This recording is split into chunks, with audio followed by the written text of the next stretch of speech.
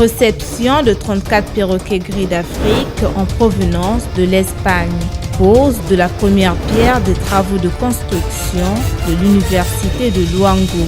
Prise de commandement du nouveau commandant territorial des forces de police Kwilu-Pointe-Noire. Ouverture de la 7e édition de l'exercice Grand African Nemo. 4 titres qui font la une de votre journal rétro de l'année 2024 sur DIRTV HD Pointe-Noire. Mesdames et messieurs, bienvenue à tous. Bonne et heureuse année 2025.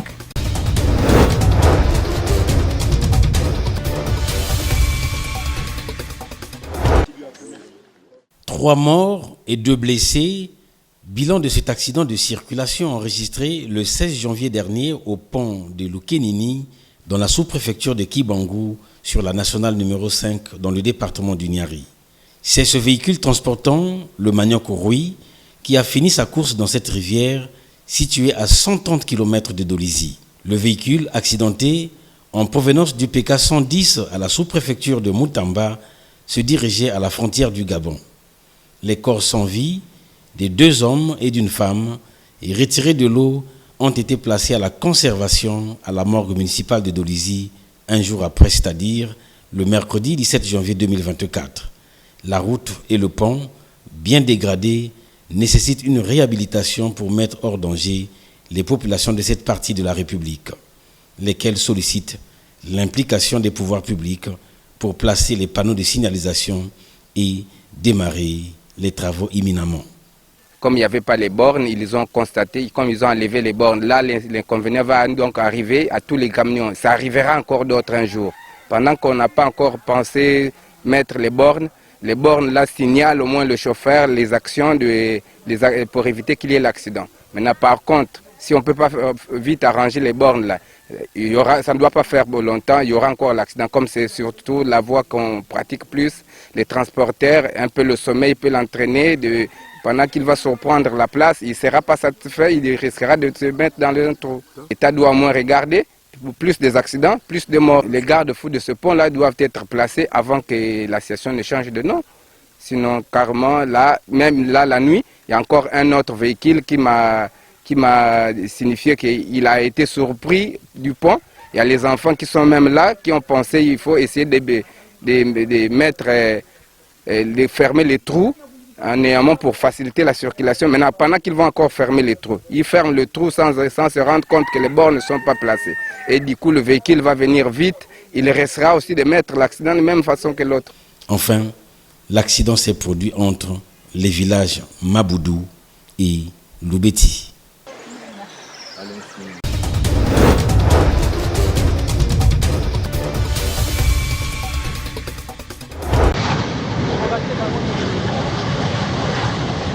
C'est exactement à 12 heures que l'avion transportant le président de la République, Denis Sassou Nguesso, s'est posé au tarmac de l'aéroport international Antonio Agostinho Neto de Pointe-Noire ce lundi 26 février 2024.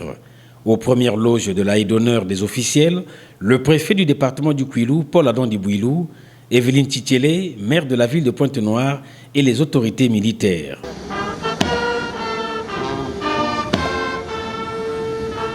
Après réception des honneurs militaires, Denis Sassou Nguesso, accompagné de son épouse, s'est dirigé au salon présidentiel pour un entretien à huis clos avec les corps constitués départementaux.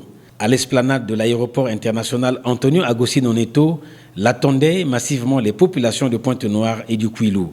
L'accueil réservé à Denis Sassou Nguesso a signifié l'importance des activités qu'il mènera lors de son séjour de travail de 3 jours. Au programme de ces activités, le mardi 27 février 2024, en fin de matinée, il lancera la production du gaz naturel liquéfié de l'opérateur pétrolier Eni Congo GN2 au site Litiengili. La journée du mercredi 28 sera consacrée à l'inauguration du nouveau bâtiment de l'antenne de l'Agence de régulation des postes et des communications électroniques de Pointe-Noire, du data ainsi que la mise en service du nouveau câble sous-marin du consortium Tout Africa de Facebook au Congo. Le même mercredi, le chef de l'État procédera l'après-midi au lancement des travaux des voiries urbaines de Pointe-Noire. Enfin, Le jeudi 29 février 2024, c'est le département du Kwilu qui sera à l'honneur avec la pose de la première pierre des travaux de construction de l'université de Luango à Diosso.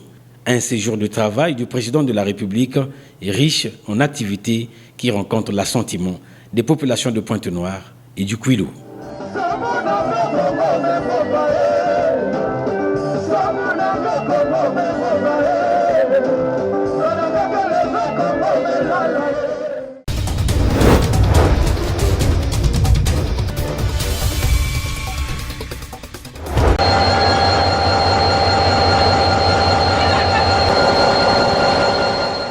Gare ferroviaire de Dolisie, nous sommes le samedi 10 février 2024 où le ministre en charge des transports, de l'aviation civile et de la marine marchande, Honoré Saï, est arrivé pour la cérémonie de relance du trafic ferroviaire sur l'axe Dolisie-Mbinda.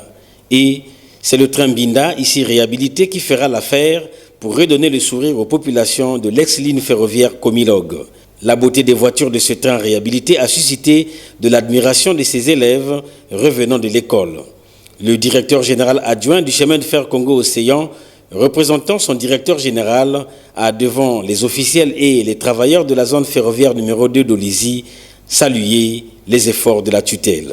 Au terme de 3 ans de suspension de trafic voyageurs sur la ligne secondaire dénommée ligne ex-Komilog, le chemin de fer, en proie à des sérieuses tensions financières, a grâce à l'impulsion du ministre des Transports, de l'aviation civile et la marine marchande, bénéficié d'un concours de la société Leader Construction par le biais d'un partenariat public-privé agréé par le conseil d'administration du chemin de fer Congo-Océan, réussi à réhabiliter en l'espace d'un mois un train composé de 3 voitures voyageurs, de 4 fourgons à bagages. Très content de la réalisation de sa promesse, le ministre Honoré Saï n'a pas manqué de mots. Voici le train. Ce train qui va siffler dans les cantons. Partout, il est gravé la lettre S. Voici ce train qui, à l'entrée de chaque gare et même au départ de chaque gare, se devra de siffler. Il va siffler à Dolisie. Il va siffler à Tao Tao, à Moboti, à Mombelo, à Dessé, Mwindi, Makabana, Boudianga, Timba, Mosenjo, Mungundu, Vuka, Tingidi, Mayoko et Mbinda. Ce train nous a vu grandir, de même que cette gare dont on a évoqué quelques élans nostalgiques. L'axe Mbinda était complètement mort. Et on a même cru que le service de la République lui avait tourné le dos. Que finalement, le chef de l'État avait tourné le dos à cette population. Non, puisqu'il m'a mis là, puisqu'il m'a autorisé de le faire, il n'a nullement oublié qu'en ces lieux et dans cette partie du pays se trouvaient des populations qui sont aussi ces populations. Aussitôt après, a retenti le sifflement du train donnant ainsi son coup d'envoi. Véritable satisfaction de cet habitant de Mayoko. Mes impressions sont vraiment les meilleures parce que ça fait 3 ans que j'ai payé le billet Mbinda Mayoko, Mayoko Dolisie, 15 000 aller, 15 000 retour. Et sans compter même les charges que je ne pouvais même pas mener un manioc. Sinon ça pesait pour moi. Donc je suis ravi du lancement du train Mbinda. La relance effective du trafic ferroviaire se fera le vendredi 16 février 2024 à 7 h au départ de Dolisie à destination de Mbinda. Airpool sera également relancé dans un futur proche, a déclaré le ministre des Transports.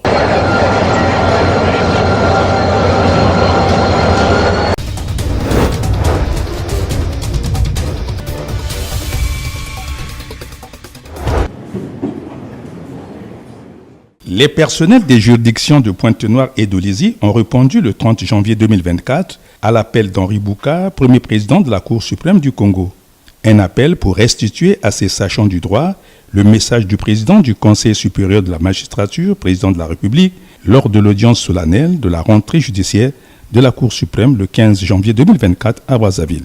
Compte tenu des directives et orientations que Henri Bouka a exhorté aux membres de ces juridictions de s'approprier comme un bréviaire. Henri Bouka.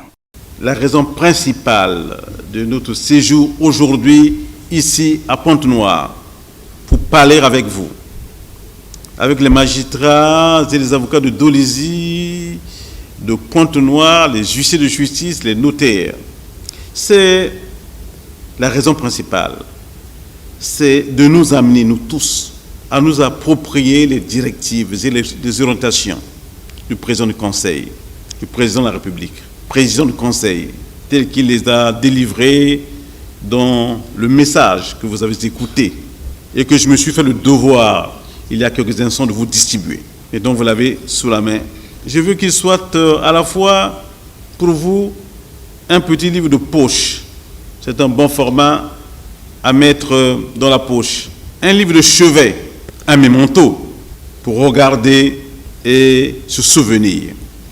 Une communication qui a pris l'allure d'un atelier de travail avec l'auditoire judiciaire par un échange de vues fructueux. Sans langue de bois, Henri Bouka a répondu aux préoccupations des différents intervenants en faisant valoir la nouvelle doctrine de la Cour suprême. Doctrine se traduisant par la régularité des échanges avec les magistrats et le personnel judiciaire, marquant ainsi le temps de la rédemption judiciaire au Congo. Après Pointe-Noire, la délégation de la Cour suprême donnera la même communication dans les juridictions d'autres départements du Congo.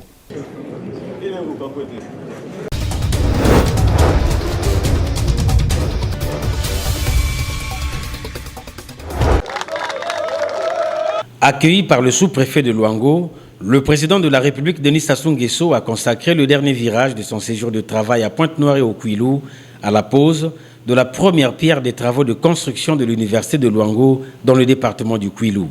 Une université qui se crée dans l'optique d'un second pôle universitaire pour permettre aux étudiants de cette partie de la République d'accéder sans se déplacer pour rejoindre le monde académique. Le préfet du département du Kouilou, Paul Adam Dubouilou, dans une envolée lyrique bien rendue, a magnifié la volonté du président de la République d'œuvrer pour l'éducation.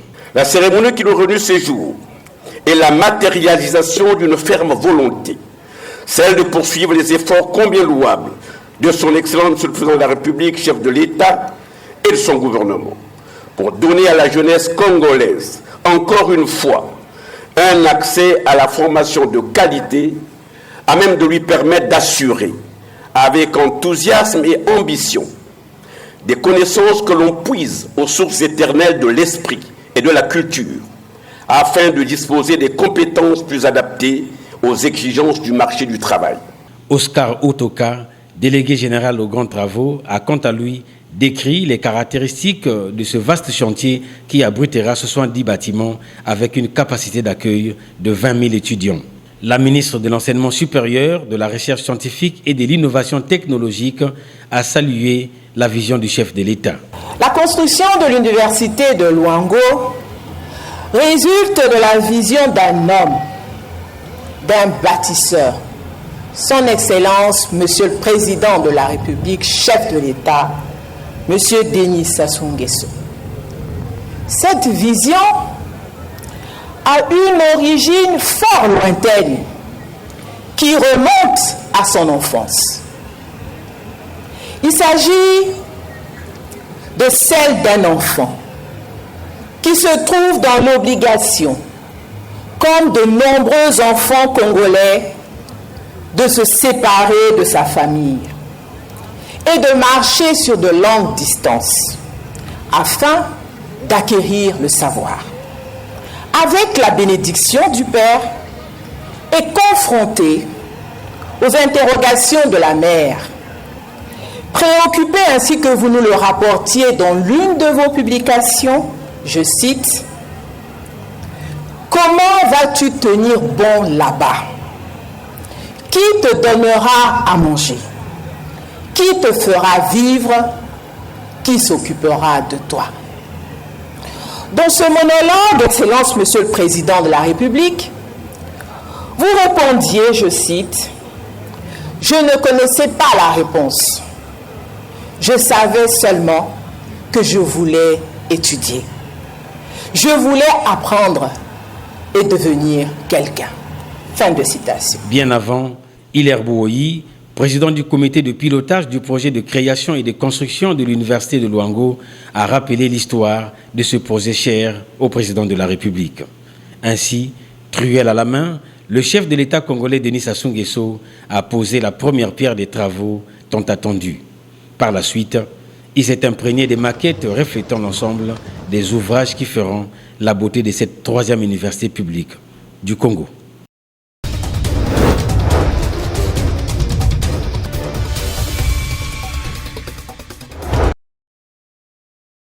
La problématique du numérique, notamment la bonne conduite du citoyen en ligne, a été au centre à Luango ce jeudi 23 mai 2024 de la communication du haut conseiller Jean Obambi, délégué national du Conseil supérieur de la liberté de communication. Une communication tenue en présence du préfet du département du Kwilu, Paul Adam Dubouilou, des cadres administratifs, de la société civile, des chefs de quartier et villages et d'un échantillon d'enseignants et élèves. Le préfet du Kwilu, saluant cette initiative du Conseil supérieur de la liberté de communication, a sollicité les participants le relais de cette campagne dans leurs différents lieux de travail et d'habitation. Ainsi, le haut conseiller Jean Obambi a rappelé les avantages des technologies de l'information et de la communication tout en spécifiant leur dangerosité en cas de mauvaise utilisation. La citoyenneté devrait être de mise en ligne. En tout cas, l'Internet nous est bon, bien et généreux. Il affiche complet la bannière de l'autoroute de la communication et de l'information, le long de laquelle chacun est libre de se connecter aux différentes plateformes numériques, notamment Facebook, X, YouTube, et j'en oublie, le préfet en a cité tout en lot. Personne ne pourrait s'en douter, et cela nous fait grâce d'être présents à des antipodes du globe terrestre, car nous surfons librement à interagir avec amis, d'autres correspondants, quitte à être dealers sur les différents intérêts de l'existence humaine. Le monde est désormais globalisé, a-t-on souvent entendu dire. Vous avez en tête, et je pense bien, le plus plausible de ces avantages, les travaux, les sommets internationaux, les diffusions de programmes par visioconférence, mais au-delà de ces bienfaits, pourrions-nous calculer aussi les dégâts, les impondérables, atteintes à la liberté, à l'honneur des paisibles et honnêtes gens, parfois surpris par des dégoûtantes attaques à la personnalité, et je cite, les injures, les médisances, les mensonges, les trucages, les fausses synchronisations verbales et autres infox que vous n'ignorez point. Bref, des abus incommodes au bien-être et à la paix des illustres citoyens, comme pour se rappeler que science sans conscience n'est que ruine de l'âme, disait Rabelais. Après la communication du haut conseiller, un échange avec l'auditoire a permis au délégué national du Conseil supérieur de la liberté de communication d'éclairer la lanterne de quelques participants sur les missions du Conseil et les répressions prévues par la législation en vigueur. La photo solennelle a marqué le clou de cette campagne.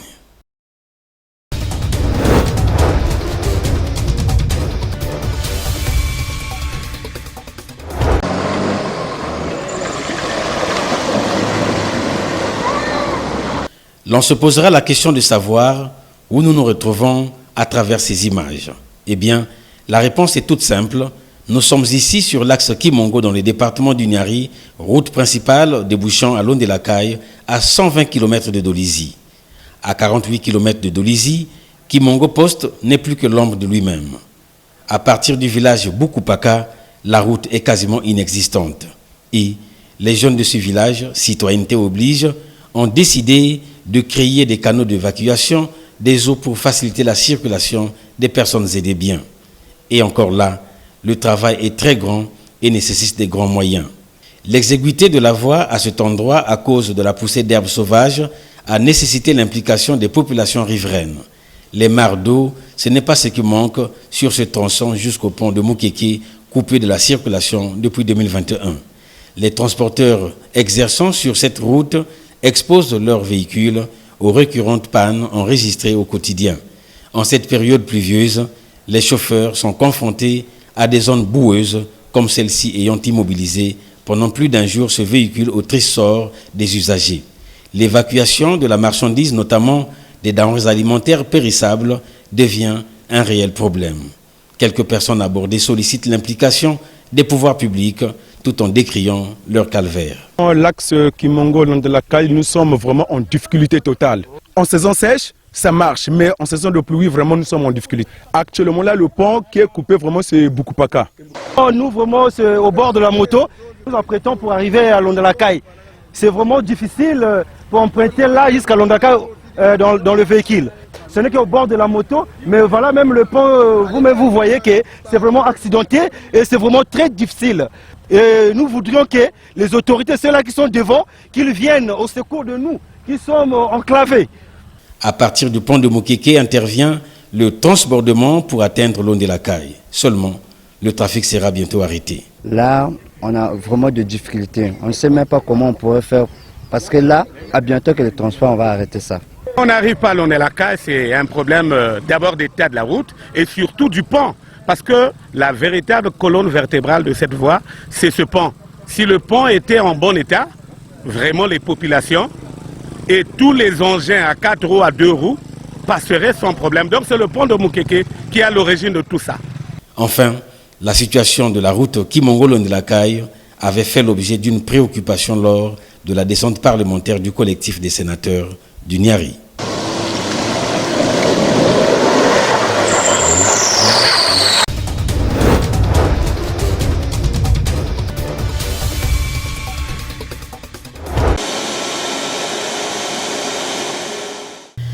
Aéroport international Antonio Agostino Neto de Pointe-Noire, vendredi 24 mai 2024, il est minuit 15 minutes lorsque cet avion transportant 34 perroquets gris d'Afrique tombé dans le trafic illégal a foulé le tarmac. Ces perroquets gris d'Afrique, espèces intégralement protégées, ont été rapatriés de l'Espagne pour la République du Congo et résidaient dans les centres de secours CITES sous la garde de l'administration de l'État espagnol chargée de faire respecter la convention CITES. Le ministère de l'économie forestière a joué un rôle cardinal dans la décision internationale de rapatrier ces perroquets. À l'arrivée de ces espèces protégées, les officiels de l'économie forestière étaient présents avec à leur tête le directeur de la faune et des aires protégées, Guy-Aimé Florent Malanda, et les représentants de l'Institut Jane Goodall. Une espèce de retour au bercail pour ces oiseaux intégralement protégés.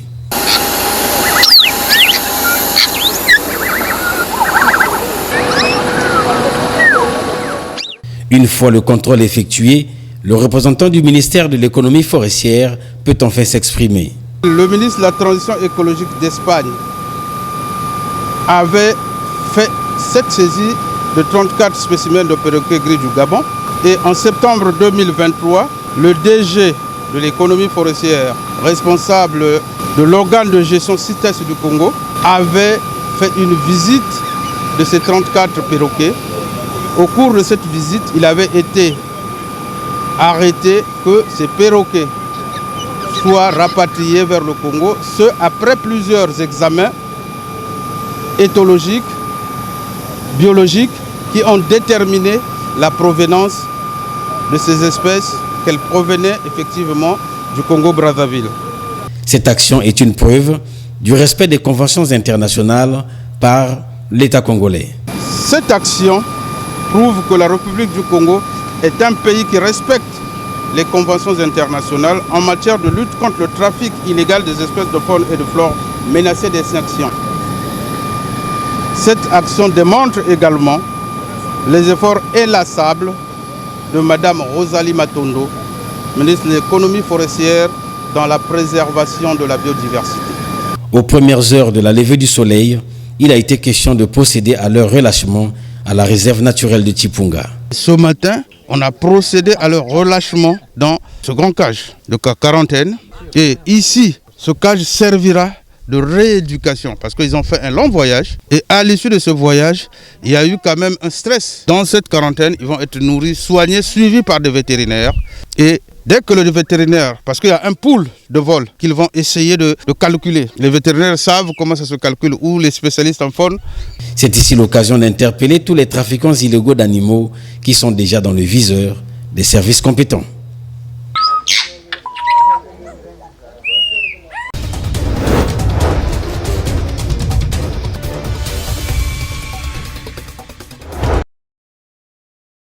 La problématique du numérique, notamment la bonne conduite du citoyen en ligne, a été au centre à Luango ce jeudi 23 mai 2024 de la communication du haut conseiller Jean Obambi, délégué national du Conseil supérieur de la liberté de communication. Une communication tenue en présence du préfet du département du Kwilu, Paul Adam Dubouilou, des cadres administratifs, de la société civile, des chefs de quartier et villages et d'un échantillon d'enseignants et élèves.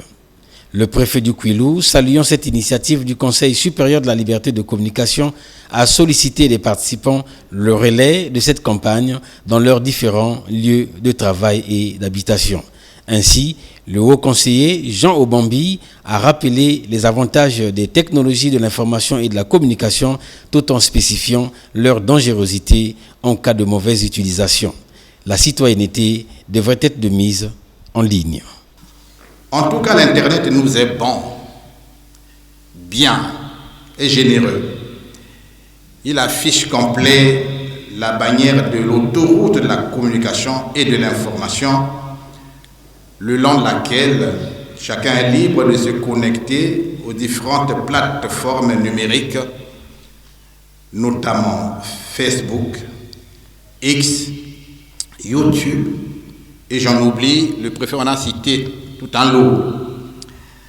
Personne ne pourrait s'en douter, et cela nous fait grâce d'être présents à des antipodes du globe terrestre, car nous surfons librement à interagir avec amis, d'autres correspondants, quitte à être dealers sur les différents intérêts de l'existence humaine.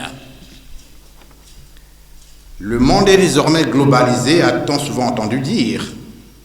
Vous avez en tête, et je pense bien, le plus plausible de ces avantages, les travaux, les sommets internationaux, les diffusions de programmes par visioconférence, mais au-delà de ces bienfaits, pourrions-nous calculer aussi les dégâts, les impondérables, atteintes à la liberté, à l'honneur des paisibles et honnêtes gens, parfois surpris par des dégoûtantes attaques à la personnalité, et je cite, les injures, les médisances, les mensonges, les trucages, les fausses synchronisations verbales et autres infox que vous n'ignorez point. Bref, des abus incommodes au bien-être et à la paix des illustres citoyens, comme pour se rappeler que science sans conscience n'est que ruine de l'âme, disait Rabelais.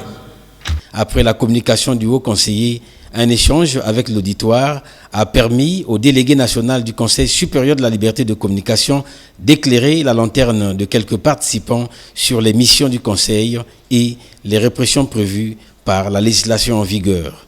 La photo solennelle a marqué le clou de cette campagne.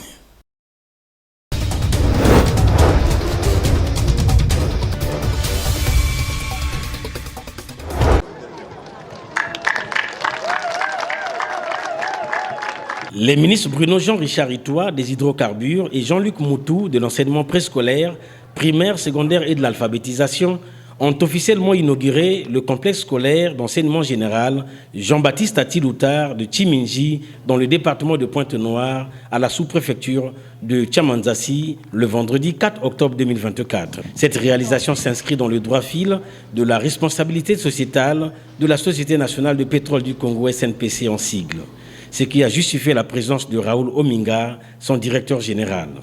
Après le mot d'accueil du sous-préfet de Tchamanzassi, le directeur général de la Société nationale des pétroles du Congo a présenté techniquement cet ouvrage, bâti sur 28 710 mètres carrés, avec une capacité d'accueil de 600 élèves de la maternelle, primaire et du collège. 9 bâtiments comprenant des salles de classe, pour le préscolaire, le primaire et le collège, ainsi que le logement pour le personnel administratif et le corps enseignant. 2 blocs latrines pour le personnel et les apprenants.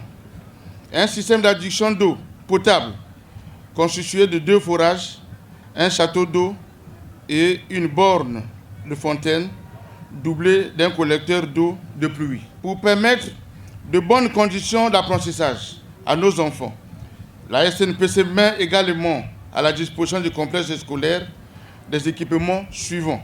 2 véhicules utilitaires Hilux, 2 bus pour le transport scolaire, 300 kits scolaires composés de tenues, des cartables, des cahiers et des boîtes mathématicales. À l'attention des invités, une vidéo a été projetée détaillant les grands axes de ce projet. Rapportant les remerciements du ministre Jean-Luc Moutou, la directrice générale de l'enseignement préscolaire, primaire, secondaire et de l'alphabétisation par intérim a appelé à la cristallisation des énergies positives. L'inauguration du complexe scolaire de Timizi coïncide avec l'ouverture des classes au titre de l'année scolaire 2024-2025.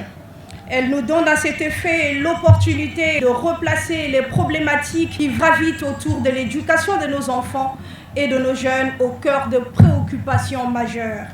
Il s'agit absolument de jeter un regard neuf sur l'encadrement de la jeunesse, sur les conditions d'apprentissage dans nos écoles, sur la qualité des programmes de formation, sur la disponibilité du livre et aussi sur la politique de retention de nos élèves à l'école. Un travail de titan qui ne peut être l'apanage du ministère de l'Éducation seul, d'où l'invite à la cristallisation des énergies positives susceptibles de faire de l'éducation un puissant outil de transformation de nos sociétés, à en croire Nelson Mandela. La coupure du ruban symbolique, conjointement par les 2 ministres, et le dévoilement de la plaque inaugurale ont ouvert la voie à la visite guidée de l'ouvrage.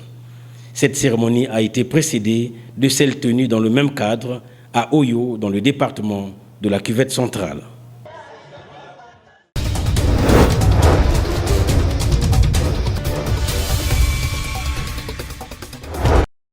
Avec une population de 30 000 habitants, la ville de Monsenjo, dans le département du Niari, mérite bien un 2e centre de santé intégré. C'est dans cette optique que le docteur Martin Inana, directeur départemental des soins et services de santé du Niari, a fait le déplacement de Monsenjo pour suivre de très près le début de ce processus. Ainsi, le lundi 10 juin 2024, les vice-présidents des conseils municipaux de Monsenjo, René Paka, et départemental du Niari, Gabriel Lissouba, ont procédé à la pose de la première pierre des travaux de réhabilitation des bâtiments devant abriter le 2e centre de santé intégré de Monsenjo dans le 2e arrondissement Itibou. Au nom du président du conseil municipal de la ville de Monsenjo, député maire, je me permets ce matin de poser la pierre relative à la réhabilitation du bâtiment qui abritera le CECI numéro 2 de la commune de Monsenjo. Donc cela, monsieur le Dédé, les félicitations que je vous adresse. Parce qu'en étant un homme de terrain, vous avez agi avec maestrat de faire ce travail. C'est un investissement. Mais vous avez minimisé le coût avec votre système et votre tactique. Vous avez pu faire de sorte que Monsenjo centre un 2e CECI. Mais au nom du président, encore merci. Cette cérémonie s'est déroulée en présence des élus locaux, des agents de santé et des populations de Monsenjo. Le docteur Martin Inana, directeur départemental des soins et services de santé du Niari, sous la vision managériale du préfet du Niari, ne cesse de relever le défi en matière de santé dans ce département pour demeurer dans le giron des leaders. À noter que cette activité intervient après la remise du matériel de lutte contre les vecteurs transportant les microbes tenus à Dolisie la semaine dernière.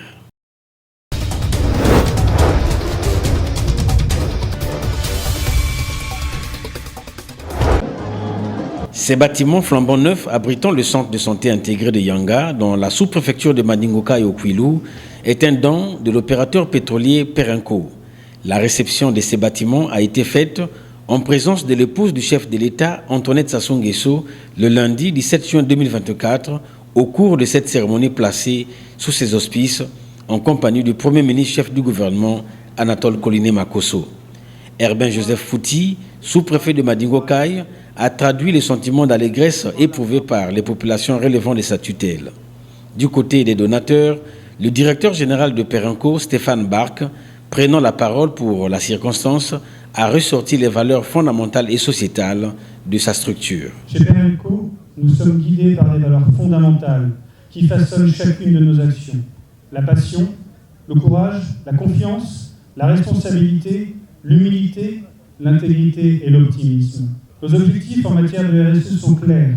Contribuer à un développement local durable, améliorer les conditions de vie des populations et protéger notre environnement. Nous croyons fermement que le développement économique doit aller de pair avec cette responsabilité sociale et environnementale. Aujourd'hui, nous célébrons 2 projets qui incarnent parfaitement ces valeurs. La réhabilitation de l'hôpital de Madingo-Kai de 8 bâtiments et la construction du centre de santé intégré du Dianga, un bâtiment principal qui possède 12 lits d'hospitalisation, un bloc d'accouchement, un laboratoire, des bâtiments logements et annexes. Ces travaux ont été exécutés par des sociétés 100% congolaises avec une main-d'œuvre locale à hauteur de 30%. La réalité des organisations et des actions a été relevée par le ministre de la Santé et de la Population. La réalité des organisations nous conduit à solliciter de Monsieur le Préfet, de Monsieur le Président du Conseil départemental du Kwilu, la mise en place prompte des organes de gestion et de participation communautaire du CSI de Yanga, de l'hôpital de référence et du district sanitaire de Madingo-Kai. Il s'agit plus précisément des comités de gestion du district sanitaire et de l'hôpital de référence, de l'association des comités de santé, de l'équipe cadre et des relais communautaires. Pour notre part, nous en assurerons la formation des membres et veillerons à la fonctionnalité de ces organes de la décentralisation de la santé. La réalité des actions se caractérisera par la dispensation du paquet de soins et de services à travers, d'une part, le paquet d'activités minimum élargi aux accouchements délivré par le CSI et d'autre part, le paquet de soins de santé communautaire délivré par les relais communautaires. La coupure du rebond symbolique par la première dame, épouse du chef de l'État, Antoinette Sassou Nguesso, suivie du dévoilement de la plaque inaugurale, ont donné accès aux invités aux différents bâtiments du centre de santé intégré de Yanga.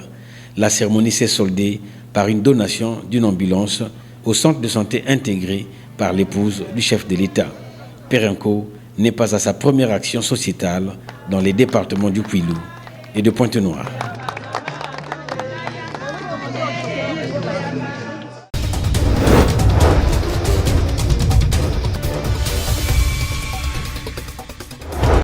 Ce présumé voleur des attaches de la voie ferroviaire à Ina dans le département du Kwilu a été appréhendé par les éléments de police du commissariat de la localité le 26 juin dernier. Transféré au commissariat spécial de police du chemin de fer Congo-Océan 3 jours après, à Pointe-Noire, il a été présenté à la presse ce lundi 8 juillet 2024 en présence du secrétaire général du chemin de fer Congo-Océan, André Edmond Louemba.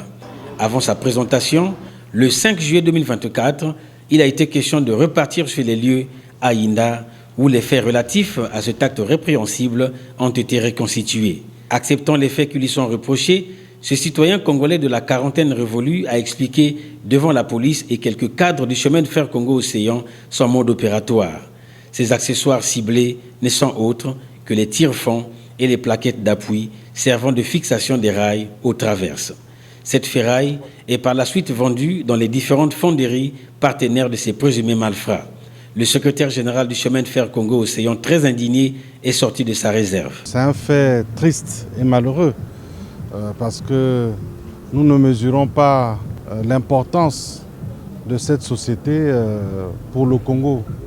C'est une société qui a traversé des décennies dans notre pays et quand nous étions à l'école primaire, on l'appelait l'épine dorsale de l'économie congolaise. Une société comme le chemin de fer c'est une entreprise que tous les Congolais, qu'ils soient autorités ou citoyens simples, devraient protéger. Et aujourd'hui, nous sommes malheureux de constater que des citoyens démontent la voie. Là encore, ce que vous allez voir à Inda, c'était que des tire-fonds, des traverses qu'ils ont détachées des rails. Mais dans le Mayombe, sur l'ancien tracé, c'est toute la voie qu'on démonte. On coupe les rails, on coupe les traverses, on emporte dans les sociétés des fonderies, juste pour gagner quelques petits pécules. De son côté, le secrétaire général du département de Pointe-Noire, conscient de l'ampleur que prend ce phénomène, est passé, au nom du préfet du département, Alexandre Honoré Paka, à l'interpellation. C'est un lobby, c'est une écurie des jeunes délinquants qui font le vandalisme. Si ça continue ainsi, cela va impacter sur l'économie congolaise. Les trains pourront être déraillés. Et si c'est de la marchandise, c'est des marchandises en perdition. Et si c'est les vies humaines, eh bien, on aura à déplorer les pertes en vies humaines. Et donc, en tant que garant de l'ordre public, en tant que représentant de l'État au niveau du département de Pointe-Noire, il faut donc prendre le taureau par les cornes, faire en sorte que la loi puisse sévir et que ces délinquants soient traqués jusqu'à leur dernière demeure et qu'ils répondent de leur gaffe. Le CFCO mène des opérations de remplacement de ces attaches pour sécuriser le transport des personnes et des biens.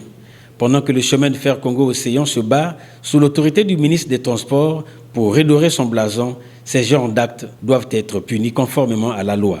Le présumé malfrat sera transféré chez le procureur de la République près le tribunal de grande instance de Pointe-Noire pour la suite de la procédure.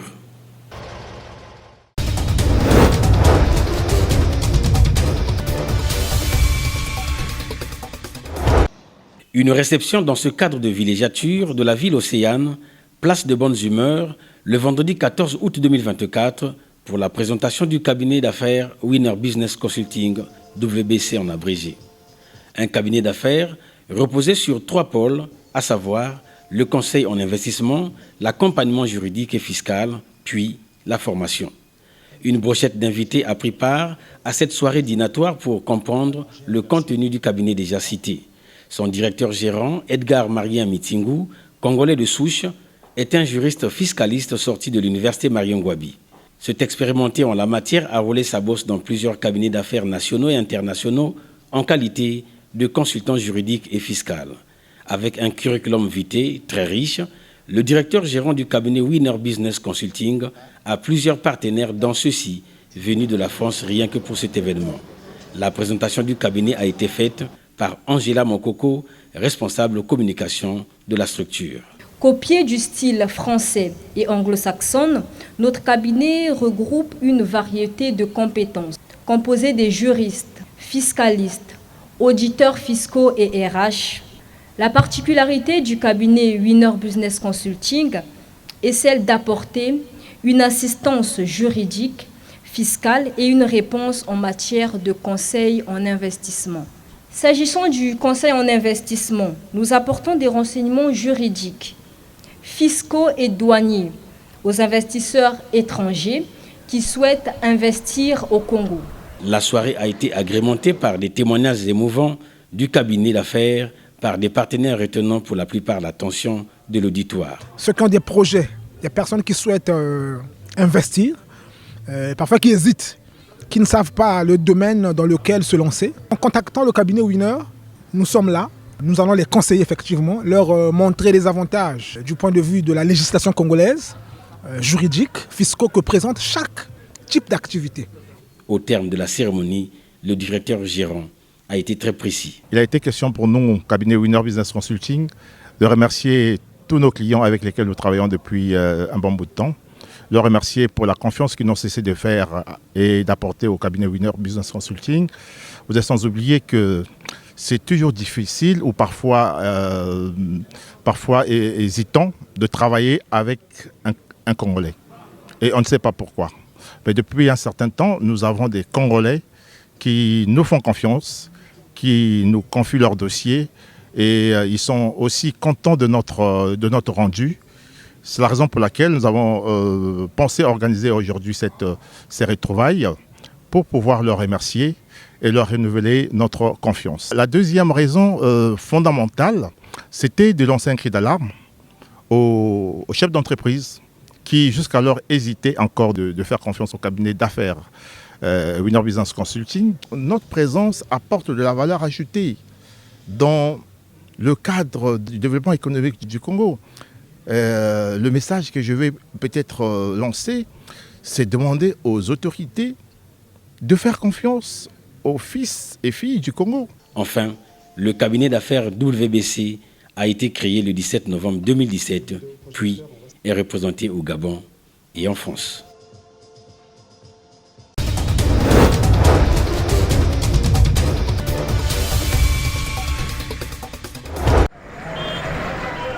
Cet espace municipal réservé pour accueillir le marché domanial de Vindoulou est jusqu'à ce jour occupé par les vendeurs de sable et gravier passant le clair de leur temps à la commercialisation de ces matériaux de construction. Pour donner une réponse aux vendeurs du marché de Mongokamba interdits d'exercer à leur ancien site, Evelyne Titiélé, maire de la ville de Pointe-Noire, est descendue sur le terrain le lundi 26 août 2024 avec certains membres du bureau exécutif du conseil départemental et municipal de Pointe-Noire. C'est désormais ici que seront installés les commerçants du marché de Vindoulou. Et ceux-ci devront quitter les lieux, comme le précise si bien Evelyne Titiélé dans un langage pédagogique. Mais nous allons les placer ici. On a donc besoin que vous retirez tout ce que vous avez mis comme matériel pour permettre à ce qu'on les... Parce qu'il y en a, ils sont repartis là-bas. Avec la Congolaise des routes, il était entendu qu'il y a des palissades qu'on va mettre pour éviter que les gens... Si vous le savez, qu'est-ce qui se passe pour ne pas écouter l'administrateur maire qui a parlé, moi qui vous ai reçu, qui ai donné des dates de délai, on constate que vous continuez à laisser votre matériel ici. Très sceptiques, les vendeurs de sable et gravier justifient leur présence sur ce site à travers le paiement des taxes municipales. Nous sommes une association bien organisée.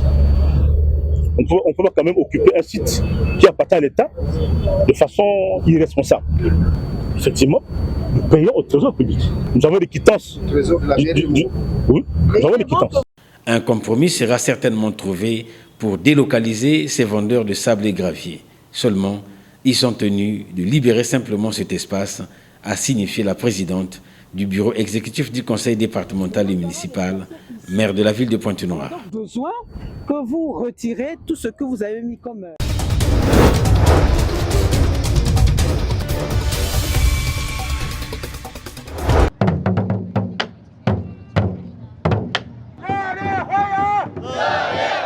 Après octobre 2017, ce géant de mer, dénommé Arche de la Paix, de la marine chinoise a accosté au quai central du port autonome de Pointe-Noire le dimanche 15 septembre 2024 pour une seconde mission médicale au Congo.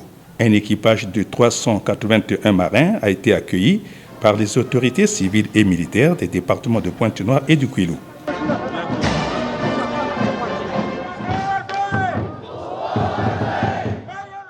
Une cérémonie patronnée par le préfet du Kwilu, Paul Adam Djiboulou, en présence des officiels chinois. Le vice-maire, Louis-Gabriel Missatou, dans son allocution de bienvenue au nom d'Evelyne Titiélé, maire de Pointe-Noire. La présence en ces lieux, pour la deuxième fois, de ce majestueux navire-hôpital, heureusement dénommé l'Arche de la Paix, soulève une vague de joie et d'enthousiasme dans la population, alors même qu'une nouvelle urgence sanitaire, induite par la variole du singe, Mpox, inquiète notre sous-région. Elle démontre à suffisance, si besoin était, l'excellence de la coopération sino-congolaise qui illustre le récent séjour de travail de son Excellence, M. Denis Sassou Nguesso, président de la République, chef de l'État, en Chine, avec à la clé la signature de 19 accords de coopération et l'élection de son Excellence, M. Denis Sassou Nguesso, à la coprésidence du Forum sur la coopération sino-africaine pour la période de 2024 à 2027. S'en est suivi les visites guidées du navire et des salles de consultation par les officiels avant la projection du film sur la mission du navire. Ici, le préfet du Kwilu a eu des mots justes pour revisiter les excellentes relations entre le Congo et la Chine. Voici plus de 60 ans que l'amitié entre le Congo et la Chine se fortifie chaque jour davantage. Des voyages d'amitié qu'effectue notre président de la République, Denis Sassou Nguesso, et qu'effectue également son frère Xi Jinping dans notre pays, témoignent fortement de cette relation qui effectivement nous lie. Et vous avez bien vu que aussi dans tous les domaines, dans tous les secteurs, la Chine est présente ici en Afrique. Une deuxième escale allant du 15 au 22 septembre 2024 permettant à l'Arche de la Paix de fournir aux populations des départements de Pointe-Noire et du Kwilu des prestations de santé de qualité par les médecins chinois sélectionnés.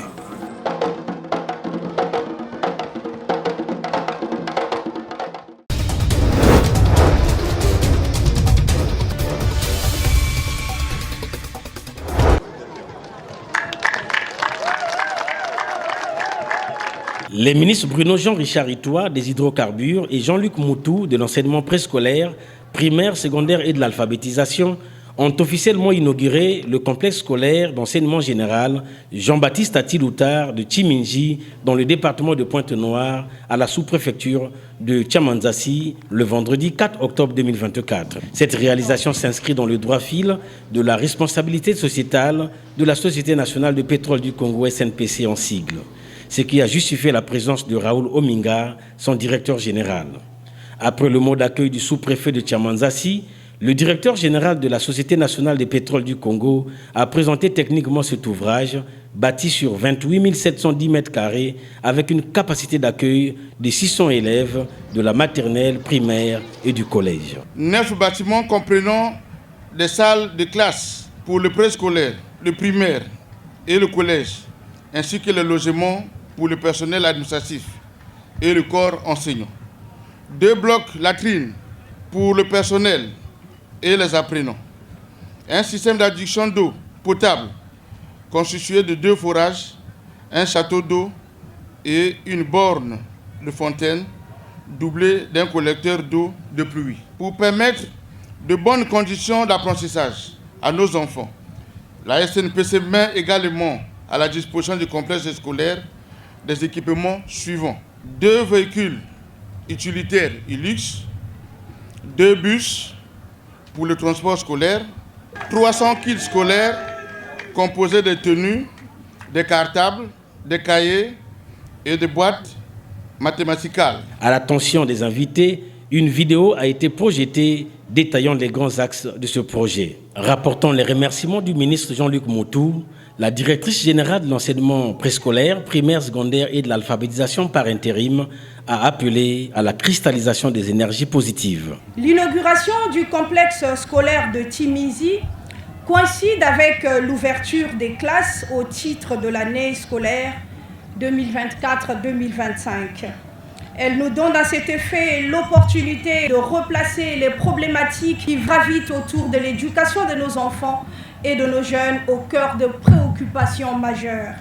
Il s'agit absolument de jeter un regard neuf sur l'encadrement de la jeunesse, sur les conditions d'apprentissage dans nos écoles, sur la qualité des programmes de formation, sur la disponibilité du livre et aussi sur la politique de rétention de nos élèves à l'école. Un travail de titan qui ne peut être l'apanage du ministère de l'Éducation seul, d'où l'invite à la cristallisation des énergies positives susceptibles de faire de l'éducation un puissant outil de transformation de nos sociétés, à en croire Nelson Mandela. La coupure du ruban symbolique, conjointement par les 2 ministres, et le dévoilement de la plaque inaugurale ont ouvert la voie à la visite guidée de l'ouvrage.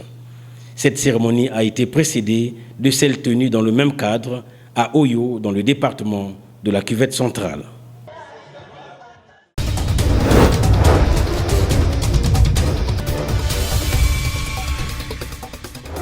Amiral, chef d'état-major de la Marine nationale, le piquet de l'air est rangé. Je vous invite à le passer en revue. Les travaux de la 7e édition de l'exercice Grand African Nemo 2024 ont été ouverts ce samedi 2 novembre 2024 à Pointe-Noire par le contre-amiral René Nganongo, chef d'état-major de la Marine nationale et directeur de l'exercice. L'autorité préfectorale de Pointe-Noire a été représentée par son directeur de cabinet, le docteur Bonaki Mbembe Mabaou. Les questions de sûreté et de sécurité maritime demeurent au cœur des préoccupations mondiales et régionales face aux multiples menaces qui planent sur les océans et mers. Ainsi, les pays du Golfe de Guinée n'y sont pas épargnés. L'exercice African Nemo a pour objectif principal de contribuer au développement et au renforcement de la sécurité des espaces maritimes du Golfe de Guinée. Le général de brigade Jean Olesongo Ondaye, commandant la zone militaire de défense numéro 1 et contrôleur opérationnel de l'exercice, a souligné l'importance de ces retrouvailles, preuve d'un cadre commun des pays du Golfe de Guinée. L'exercice de sécurité maritime Grand Africa Nemo 2024 est la preuve palpable de ce que les partenaires internationaux et les pays du Golfe de Guinée ont désormais. Un cadre commun d'entraînement pour développer et renforcer la sécurité dans cet espace maritime riche, je vous l'ai dit, très riche en ressources naturelles. Cet exercice est un outil garantissant la maîtrise et la sécurité dans le Golfe de Guinée. Cet exercice, bien plus qu'une simple activité, est un outil stratégique qui exige une implication constante pour garantir la maîtrise et la sécurité de nos espaces maritimes. Je ne saurais clore cette chapitre sans exprimer notre reconnaissance envers nos partenaires internationaux, notamment la France, qui depuis plus d'une décennie apporte son soutien sans faille, malgré les défis financiers et les géopolitiques actuels. Et un effort particulier a été fait pour cette année 2024 avec les formations SICOP, le trafic illicite, l'OMI du niveau 3 pour la lutte contre la pollution et la perpétuation de l'opération COREP et tout récemment l'Académie embarquée Sirène. Ces activités, mesdames et messieurs, renforcent notre résilience et constituent un package d'expériences partagées dans le cadre de l'architecture de Yaoundé. S'en est suivi la conférence de presse animée conjointement par les 3 conférenciers, au nombre desquels le capitaine de vaisseau du porte-hélicoptère amphibie Dixmude. À titre symbolique, le commandant du porte-hélicoptère amphibie Dixmude a remis une casquette de l'exercice au commandant du 31e groupement naval, casquette que bénéficieront l'ensemble des participants à l'exercice.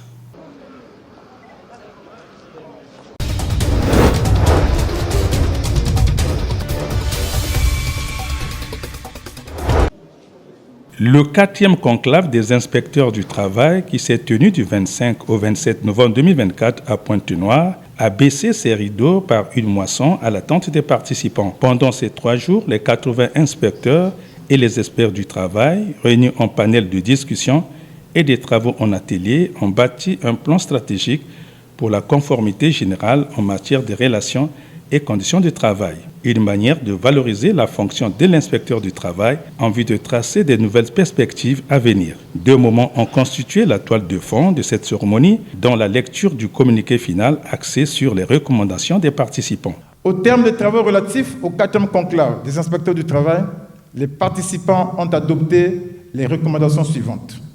L'adoption par le gouvernement du statut particulier des inspecteurs du travail prévu par la Convention numéro 81 de l'OIT.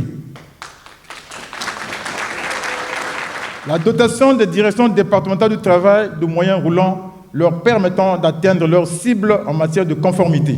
La production et la publication des statistiques du travail de la Direction générale du travail à la fin de l'année 2025. L'activation effective des partenariats avec le parquet, la Direction générale de la fonction qualifiante et de l'emploi, l'Agence congolaise pour l'emploi, le Fonds national pour l'employabilité et l'apprentissage, ainsi que le commandement des forces de police. La révision des dispositions de l'arrêté numéro 9033 du 10 décembre 1986 en prévoyant une visite médicale annuelle par an pour les travailleurs dont l'activité ne nécessite pas une surveillance médicale renforcée. Représentant le ministre d'État Firmin Aïssa, Jean-Pascal Koumba a clos les travaux. Par la qualité de vos travaux et les résultats tangibles que vous venez d'engranger, vous honorez votre profession et travaillez véritablement à la faire progresser.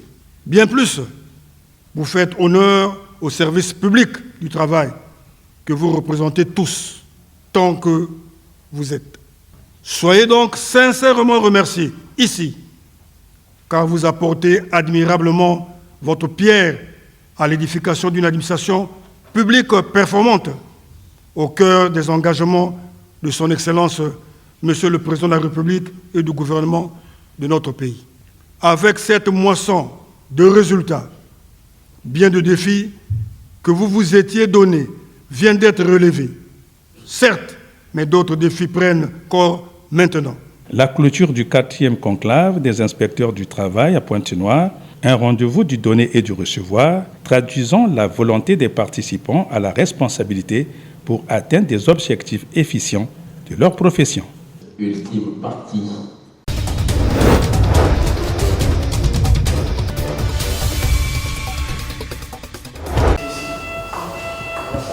Cette patiente congolaise de la République démocratique du Congo a été brûlée par son conjoint, sujet étranger résidant à Pointe-Noire.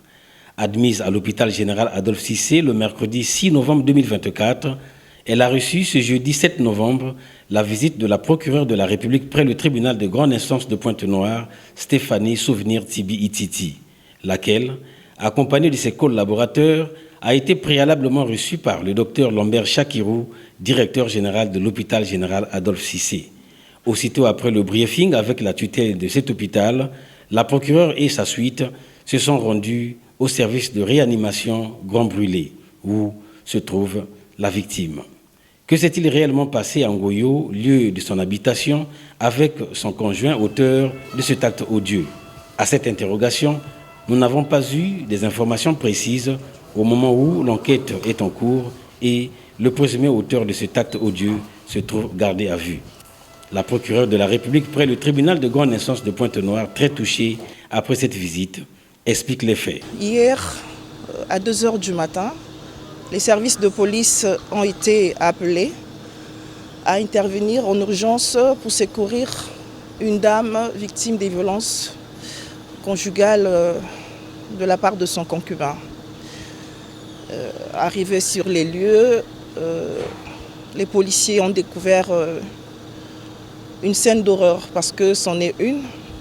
La victime est presque entièrement brûlée. Elle a été conduite tout de suite à l'hôpital.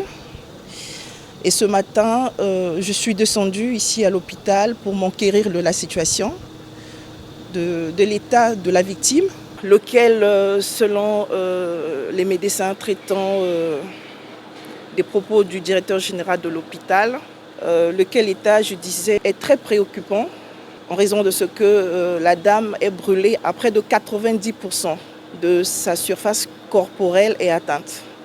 Et le pronostic vital, on va le dire, est engagé. Qu'en est-il du suspect? L'enquête est en cours. Le suspect, qui n'est autre que le concubin de la victime, a été interpellé. Il est gardé à vue pour violence conjugale aggravée, conformément à la loi Mouibara. Et nous signalons que cette qualification peut changer suivant l'évolution de la situation de la victime, à qui je formule tous mes vœux de guérison. Et beaucoup d'encouragement à l'équipe médicale réunie autour de la malade. La victime est célibataire, mère de 3 enfants et est âgée de 34 ans.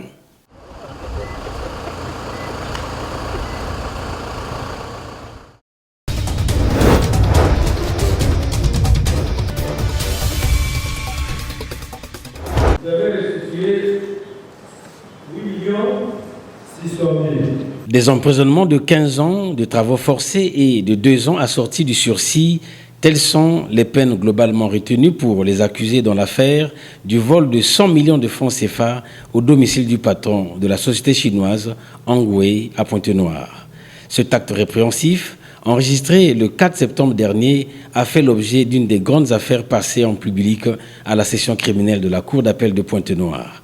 La Cour d'appel de Pointe-Noire a géré cette affaire très attendue des Pontenégrins avec parcimonie pour fixer les uns et les autres sur la culpabilité ou non des présumés accusés, lesquels sont passés 3 jours sans arrêt devant la barre pour s'expliquer devant le président de la Cour, Étienne Luemba, et le procureur général, Roger Justin Itza. Et comme on a eu cet échantillon, c'est l'occasion où jamais la justice doit dire son mot.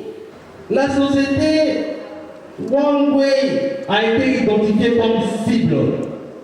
J'implore le fait que vous puissiez vous poser cette question le moment venu. Rappelez-vous le serment que vous avez prêté lorsque vous avez pris vos fonctions de jury.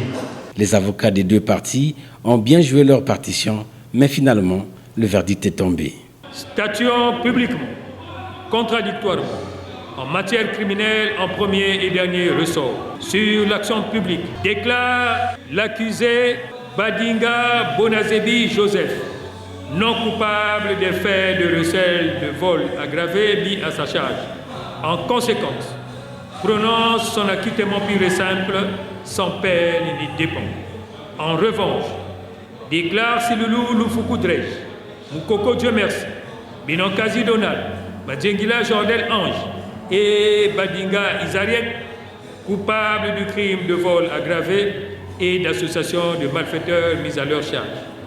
Déclare Itwa Abongi Grâce coupable du délit de recel de vol mis à sa charge. En répression, leur faisant application de la loi, condamne Silulu Lufuku-Drej, Mukoko Dieu merci, Binonkazi Donald, Madjengila Jordal Ange et Badinga Izariet à la peine de 15 ans de travaux forcés. Condamne Itwa Abongi Grâce à la peine de 2 ans d'emprisonnement assorti du sursis. Condamne Silulu Lufuku-Drej, Mukoko Dieu merci, Binonkazi Donald, Madjengila Jordel Ange, Badinga Izariet et Itwa Abongi Grâce à payer solidairement à la société Angway représentée par Yanmé la somme de 68 945 000 francs CFA à titre principal et 15 millions de francs CFA à titre de dommages et intérêts. Les inculpés ont été poursuivis pour crimes et infractions à caractère criminel. D'autres affaires sont inscrites sur la table de la session criminelle au titre de l'année 2024. 3 jours pour se pourvoir en cassation, tel est le délai fixé par la loi pour permettre aux inculpés de rebondir.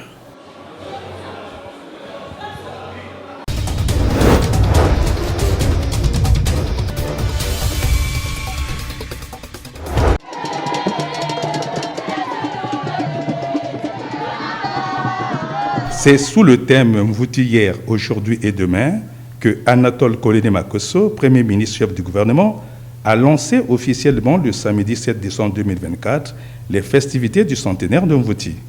Une manière pour le parrain de justifier aux yeux des officiels des départements de Pointe-Noire et du Kwilu sa promesse faite aux populations du massif du Mayombe. Grenier de la banane plantain, Mvouti a été créé en 1925 par le gouverneur marchand ayant à son actif 40 sous-préfets et 37 villages. L'assistance a suivi tour à tour 4 allocutions mettant en relief les enjeux territoriaux du développement local de Mvouti. Enjeux traduisant l'invite au cadre de Mvouti de construire une résidence à Mvouti, l'assurance du comité d'organisation au Premier ministre de sa disponibilité à œuvrer pour la modernisation de Mvouti. Nous vous rassurons de l'entière disponibilité de la commission d'organisation et des différentes sous-commissions afférentes qui ne ménageront aucun effort pour que le centenaire du district de Mvouti soit réellement un événement historique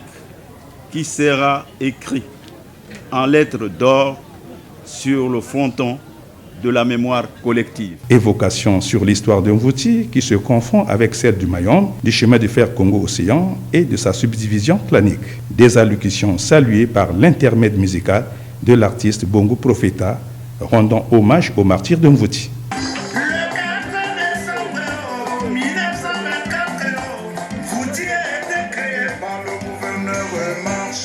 Dans son allocution, Anatole Kolene-Makosso a révélé l'apport du gouvernement au centenaire de Mvouti. Nous devons travailler ensemble pour diversifier l'économie locale, développer le tourisme naturel et mémoriel et protéger notre environnement, qui est une richesse pour toute la nation.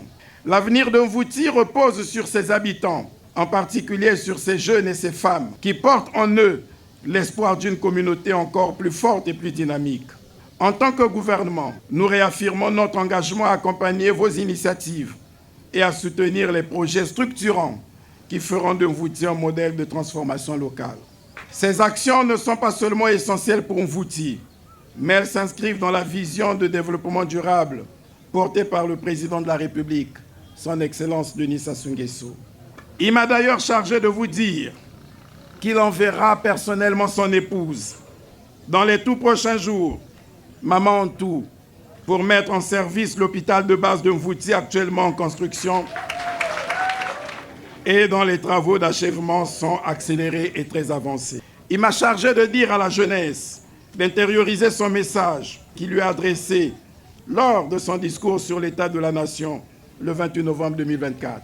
Un message dans lequel la jeunesse a pris une place importante et qui doit bénéficier du développement des compétences et du renforcement des capacités d'innovation et de l'esprit. Une fin de cérémonie centenaire couronnée par la visite des danses folkloriques, la pose de la première pierre de la stèle du centenaire et d'un arbre planté au siège de la construction de l'hôpital de base de Mvouti. Des activités centenaires en différé qui se poursuivront toute l'année 2025.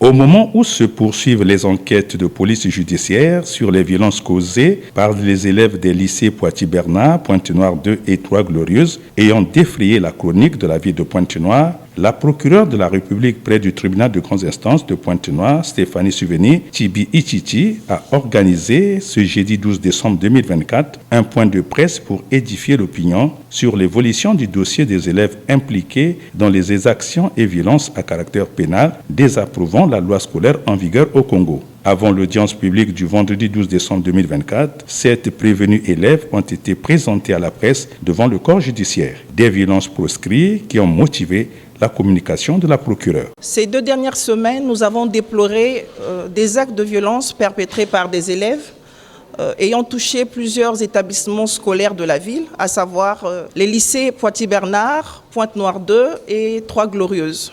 Au cours de ces violences, il a été recensé un acte d'agression sur un personnel enseignant, des véhicules personnels saccagés, des bureaux et matériels didactiques vandalisés et des outils informatiques dérobés. Plusieurs élèves sont concernés dans cette affaire et l'enquête menée par les services de police judiciaire, qui se poursuit encore, a permis d'en interpeller 7 d'entre eux, formellement identifiés comme ayant participé à ces faits. Ils ont été déférés à mon parquet et nous les avons traduits suivant la procédure de flagrant délit. C'est-à-dire que dès demain, à l'audience de vendredi, ils seront présentés devant le juge pénal pour répondre des faits de CBV, coups et blessures volontaires, de destruction de clôture, de destruction de biens mobiliers et de vol.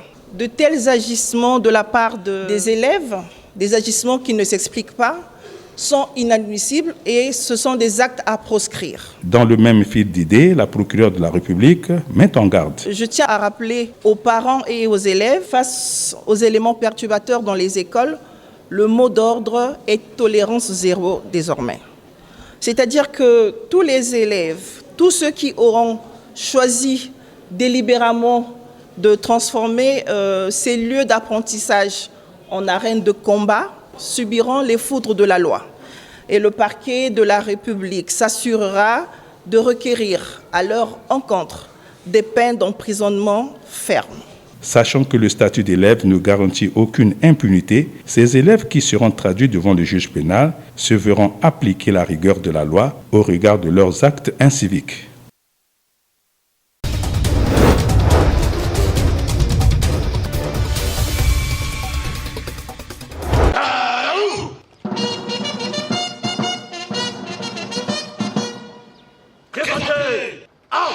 Nommé le 5 décembre 2024 à la tête du commandement territorial des forces de police Kouilou-Pointe-Noire, le colonel-major Didas Delphin Yobi a officiellement été installé dans ses fonctions mardi 17 décembre 2024. À l'occasion de la cérémonie de prise de commandement du commandant territorial des forces de police Kouilou-Pointe-Noire, les troupes de la garnison de Pointe-Noire sont rangées.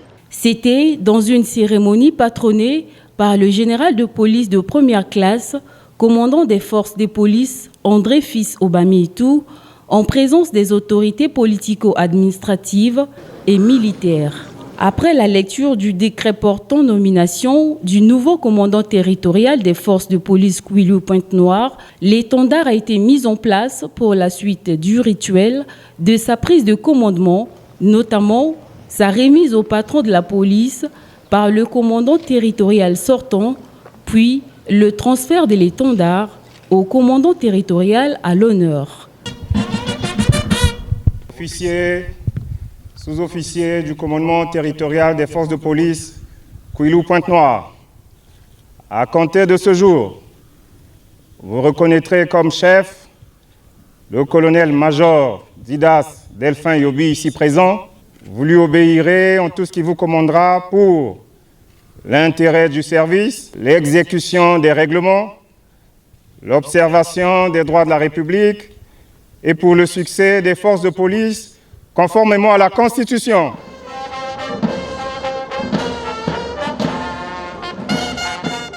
Le défilé militaire a marqué le clou de cette cérémonie.